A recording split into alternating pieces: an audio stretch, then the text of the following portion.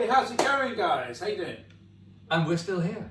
And it's hello from... It's hello from Bob, and it's hello from part 2 of Ramon. Senor Ramon. So, we've got a couple of things to talk about. First of all, Yeah. I think we should talk about Cuba, and we need to talk about this upcoming show as well. Yeah, but before that, well, let's do our playing intro, shall we? Okay.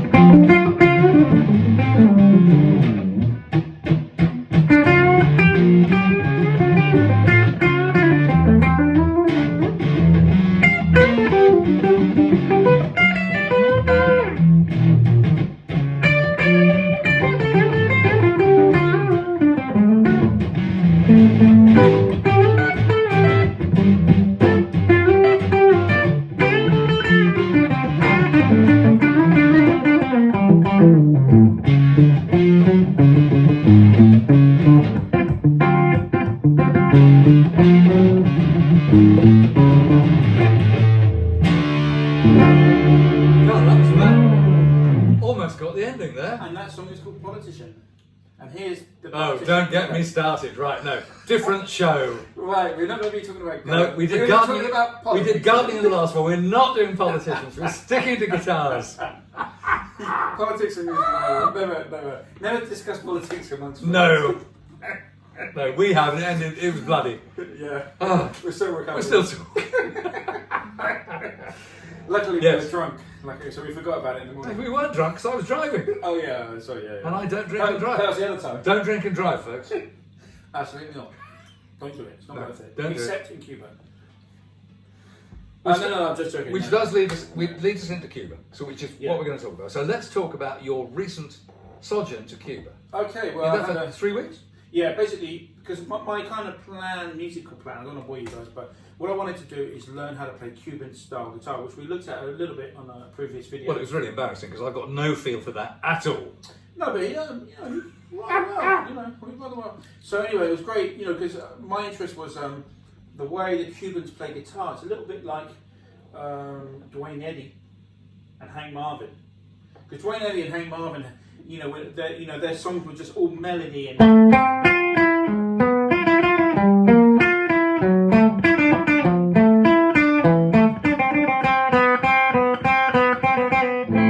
It was all melody. There was no extra notes like we like to do, Yeah. Although there's nothing wrong with Lots extra of, notes. lots of extra notes. So in Cuban music, it's the same. You have to be able to play a melody. You have to play it, and you get some nice fruity. You get some nice fruity chords to play over. Yeah. And then you get something what's called the montuna, which we did, which is like 2 chords.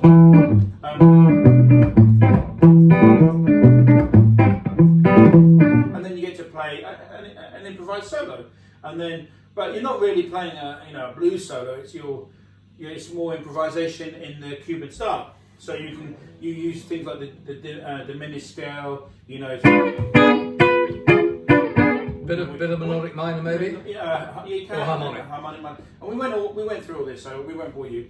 But anyway, it was great watching, because all this music is from the 1940s, 50s, and 60s, where the cars. So you look at Cuba and the old cars. So it's like going back 50 years. You look at the old cars, people smoking cigars, drinking a rum, and playing this old guitar style, and it's beautiful. And I wanted to go there and learn that. And record 2 albums. And yeah, just a small matter while you were learning of recording 2 albums. Yeah. In a first class but somewhat down at heel studio. It was an amazing studio, and I took my filmer stand. And what happened was this basically. This is a lesson. I'm going to give you a lesson in amplifiers, especially train wrecks and amps like that. I was speaking to a friend about this. So I was able to rent an apartment inside the studio complex. Ah. This is the best studio in the whole of Cuba, And effectively, it's like the Cuban BBC studio, isn't it? Yeah, it's owned by the government. Everything's owned by the government there. But not in full use. Not in 4 years, but I was going down there, and I paid all the Cubans. I wasn't taking, I was giving, and taking, but I was giving as well. Yeah. Money. And but I had my own. I got to know them, and they liked me, and so they gave me an apartment. So, but I had to pay obviously. But I rented an apartment inside the studio complex. But what this meant was at 2 a.m, I could get my film and sound amplifier, and I could have one guitar, like I'm doing now, one guitar, one cable, and the amp, and then turn the amp on full blast, just turn everything up. And I'm not joking, it's the best tone I got. So you can't always come back to the whole thing is, what's the best guitar sound you can get for that overdriven sound? Is one guitar, one cable, and the amp on full blast. Well, That's it. Before his untimely death, I was very close friends with Alan Darby. He's my mentor and my friend. And he used to sit me down very often and he used to go, Bob, volume is tone. I agree with him. But he came God rest his soul. he was about my age, a couple of years older, came from a time when they played through big amps. Yep. And all that, no PA, and he was absolutely religious about this, and he did have a fantastic tone. So my whole thing really is, and what I'm trying to do now is gauge the amplifier for the venue. Yeah. So rather than playing big amps where I can't get the amp up and I have to use a distortion pedal, rather than using the distortion box, I will just buy a smaller amp, 15 watts, and then get that to that biting place where, and then you could use a boost pedal or a tube screamer just to take it over the edge. But if you can't get to that biting place, you're never really gonna. Well, that's the secret of the success of the story of the amp behind you, the Laser J. Yeah. Right, which you've gigged with and got a fantastic sound with. Yeah. I've gigged it, but I have to tell you, I mean, that amp has been the source of a lot of arguments with sound engineers. Really. And it's 16 watts. I mean, I was playing with Jack Bruce's son, Malcolm. They do play loud. And he was fighting for his life. Yeah, they play loud. That was quiet for those guys. Well, I came to that rehearsal, it was absolutely deafening. The gig was even worse. Oh. I mean, amazing. Malcolm's an amazing player, beautiful guy, lovely player. And it's a great show, isn't it? It was a great Sunscreen. show. Yeah. And so it just depends. For me, I film a sound. It's like a Tweed Deluxe. You're looking at 16, 15 watts. But your clean sound, it's just biting. So on a guitar like this is a 1958 Les Paul, just Bob's pride and joy. For example, so look, I'm going to dig in here, but now I'm going to play softly. So you get this effect. Maybe I'll do it with the neck actually. So now I'm going to play softly. And I'll play harder.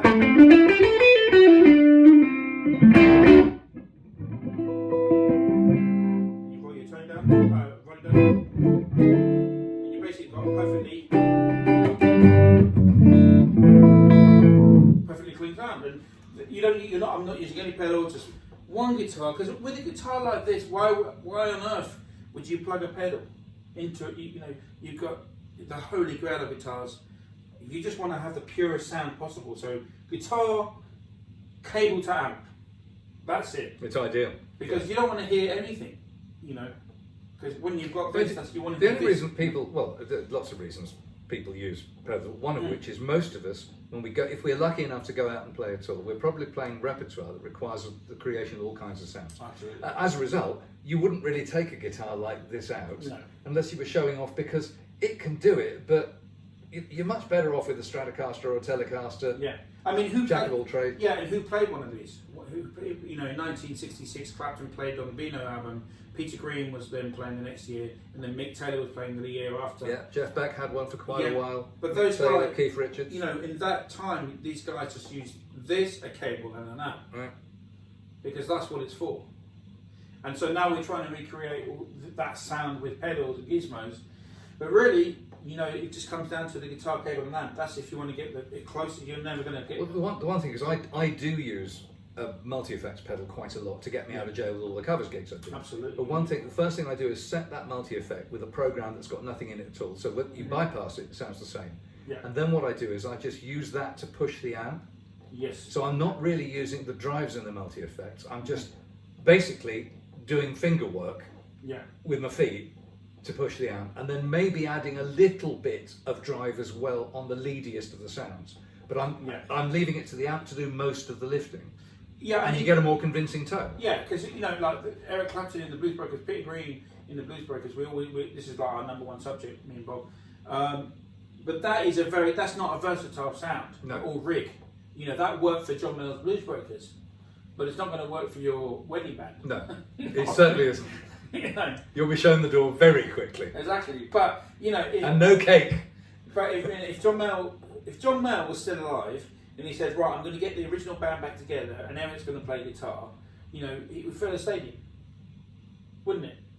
Well, just as well, because if they tried to play a pub, right, they'd break every noise abatement rule.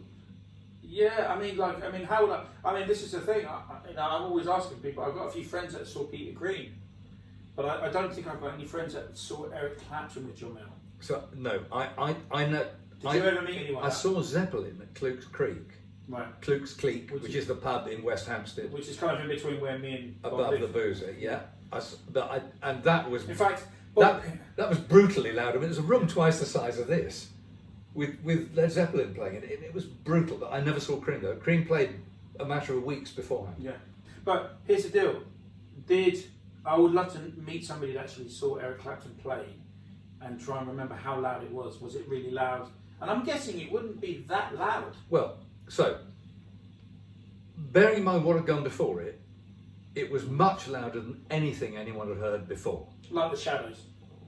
That would have been very well mannered. Right, yeah. A bit like their suits and shirts and ties. It was all very respectable, wasn't it? Yeah. And they played melodies and they played tunes. And the Beatles, you couldn't even hear them over the screaming. Nah. So by everything that had gone before, they were very loud. But by what came next, which was basically the evolution, the Black Sabbaths, the Led Zeppelins, that it was, then it all got a bit noisy, and then a lot later came health and safety and noise abatement and everything going through the PA and total control over the sound and the volume. Yeah, and the mixer guy wants to control the guitar. Yeah, and all the rest of it. And that's a different era. But so it certainly would have been amongst the loudest things that people would have heard. And it was pretty loud because these were small rooms and these were big amps. I mean, I remember I saw Joe Bonamassa play at the Borderline, the club down in central London. Right. And he turned up. I played there. He turned up with 2 Marshall stacks. Yeah. Full stacks. I think they were either white or silver. Anyway. Yeah. He wasn't apologising for these amps, and that was serious. I was standing at the bar, not far from where he's playing. It was seriously loud. Let's do. This is off my new album, which is called I Left My Blues in Cuba. Oh. And what I've done, I've got some Blues Breaker songs, some Fleetwood Mac songs, and I've Cubanized them. So I'm going to surprise. I'm just going to play the rhythm. You're going to play the lead. Right. And we're going to do All Your Love in G minor, not A minor. Okay. G minor. That's what I called it. Okay. And then I'm going to come in. There's a little stop, and then I'll come in with the mambo section. All right. And you just got to keep playing. Yeah. All right. Here we go. 1, 2, 3.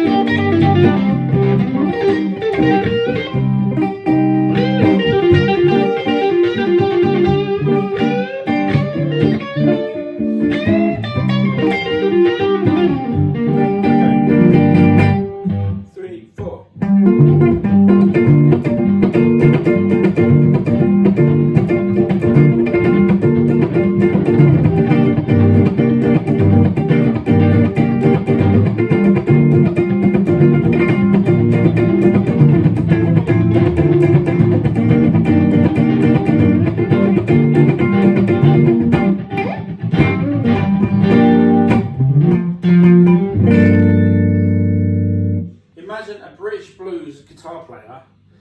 This is the concept, yeah? It's a concept album, A British blues guitar player goes to Havana, drinks a load of rum, and records with. You may have found the next holy crossover. There you go. So that's the concept. Magic. We did actually drink a lot of rum as well. You know? And I bet it's brilliant rum. No, it's a cheap. It's cheap rum. Yeah. It's like that stuff the French drink called rum agricole. Oh, okay. The one I had was pink, Really? right?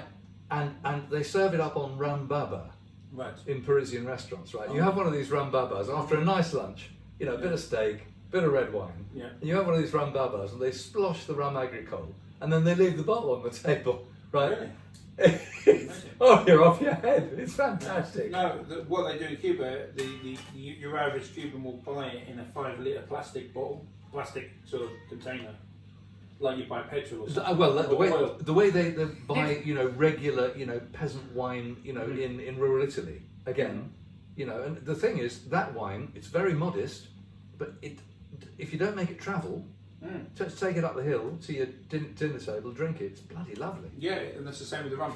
Because, you know, where I was, actually, the other side of the island from Havana, that's where Bacardi was founded. Right. And all the best rum comes from that side of the The Bacardi family were the wealthiest family on Cuba, weren't they? Yeah, and obviously they went to America. They moved out Yeah. to, I mean, yeah. So Cuba no longer has the rights to that Yeah. name. Yeah, no, and of course they had the bat as their Yes. logo. So there's buildings. You know, I walk every day. I was walking to the studio past this the original house where Right. they lived, and Okay. there's all bats. Is it splendid? Is it really splendid? Yeah, it's Faded a little glory, bit weathered, but it's a beautiful place. You get these beautiful sort of colonial style houses, Yeah. which is spectacular. Yeah. You know, some of the houses there is like, oh my god, look at that. You know, palaces. You know, so Magic. yeah. I mean, there was, you know. So that's Cuba. Yep. So one more thing to cover, Yes. right? Which is, and you picked it up actually this afternoon from a Facebook or an Instagram Yeah, and the page. clue is this. The clue is this. Yeah, this indeed. So this there's- man here and this guitar are going to be. There's an event being organised at the Gibson Garage in central London. The Gibson Garage, you probably know it. It's halfway between a guitar shop and a kind of a destination event space, really. It's famous for having lots of shiny new Gibsons on a conveyor belt that rotates around the ceiling. I haven't actually been there yet. It's a weird place. It's not the cheapest place in the world. I mean, you know, t-shirts are about 70 quid, coffee mugs are about 30 quid. Jesus Christ. But anyway, but they do sell some quite nice guitars. I mean, my friend Roger Cohen has got an Epiphone 355 and an Epiphone slab-bodied TV special. Mm-hmm. Both, you know, modern guitars, and they're both Epiphones, mine, not Gibsons, but they are absolutely incredible guitars. I think I saw him play For the it. money, I you heard do, it, yeah. and he's a good player. Yeah, and sounded lovely. But anyways, the Gibson Garage, that's the venue, just near Tottenham Court Road Tube Station, and they're hosting an evening event about the Sunburst Les Paul in association with Guitarist Magazine and with Bonham's, the auction house. Fantastic. Right? And he's not selling this, by the way, though. Just in case you're wondering. I'm not selling it. Nope. When these go, Right. I might begin to think about it. And they're not going yet, thank No, God. I mean, because he's doing a lot of gardening, so he's keeping them in good shape. Yeah, until I cut one off with the secateurs. Yeah, be careful. Or the with pole saw. Or the hedge trimmers. Yeah, man, you need to slow down. Yeah, I need to take it easy on the gardening. Aren't they? They're basically going to do quite a deep dive with Jamie Dixon, the editor and guitarist. He's going to be talking Great guy. about Great the guitars. Yeah. They'll have a British artist of some note. I'm not quite sure who it is as of today. We think it might be Ainsley Lister. Well, we think it might be Ainsley Lister, but it And might also be Toby Lee. But Ainsley is a fantastic player. Although I have him down as a Strat player. No, he does play Strat predominantly, but he did have a Les Paul Okay. for a while. Yeah. So there's going to be basically a quick opening set. Then Jamie's going to talk through the history and the nature of Sunburst Les Pauls, and then the artist will close the set. And they're going to do it in chronological order. So this is a 58, quite early. So this will be the first guitar up on stage. So that's going. And they are selling tickets now. It's not a big place, but you know. But you'll get to meet Bob, possibly me. Imagine You having. might even meet both of us. I mean, you've met me. How bad is that? Well, I think I've met you. Yeah, you've met me, and now you're saying that you should meet this bloke. Nah, I try. it's a terrible disappointment. No, it's not. It's fantastic. You'll love to meet Bob. You know, everyone loves meeting Bob. And another, I'm helping organise another one of Mick Taylor's old Sunburst Les Pauls, which sometimes does the guitar shows with us. That's coming along as well. Beautiful. And I think there's another quite reclusive collector who's also bringing one or two. So there'll be a good spread of instruments for them to demonstrate on the night. No, it will definitely be an interest, because I've never been there myself. I've never felt the need to go in there. I don't know why, because me, I'm more like the vintage stuff anyway. Well, I've got mixed feelings about it, because as I say, it feels to me half like a guitar store, but half like the M&M's store in Leicester Square. It's or the Lego store. It's as much a tourist destination for me as it is a guitar store. Yeah, and I just think all that way just to see, But if you may meet me, you may see me there. You may not. You may see me. Yeah, I mean it's okay. And frankly, I'd rather that there were shops doing whatever in the retail space than the whole business just drying up into mail order. Which is what's happened to Denmark Street somewhat. Well, although I think Denmark Street is trying its damnedest to bounce back a bit, and then the Alley Cat, which is underneath Regent Sounds, that closed. Yeah. Which is a pity, because we all used to go down there on a Wednesday night and have a bloody good blow. Yep. But Denmark Street is trying to bounce back, and it's not doing a bad job. I hope it does, because it's. I grew up on it, so I've got very fond memories. But the date for that Gibson thing, So look on Facebook, look on Instagram, follow Jamie Dixon, the guitarist, and you'll find him. And follow Bob on Rock Bear Guitars. Rock Bear Guitars. Or actually, you've got Bob Wooten on Facebook, or Rock Bear Guitars on Instagram or something. Yeah, and I'll probably post a bit about it. I think it's Friday, October 10. And you can actually meet this guitar and this man. Yeah, you can meet this man. I don't know which you would prefer. Me, I prefer to meet this man. But you can meet this man and this guitar, so you can play them both. Well, you're not going to play me, are you? Well, I mean, speak to him and play this. Not unless you're a hacker or a con artist, anyway. Yeah. So we shall say adieu with a little tunelet. Let's do a little tune, and this time you can choose a tune. Oh shit! Because can I just say, 99 times over 100, I choose a tune. Yeah, he does. That's. So I'm going to put it on you. I'm such a side man. So come on. I want to play the riff to Walk in My Shadow. You can do that. I don't know what the hell it is.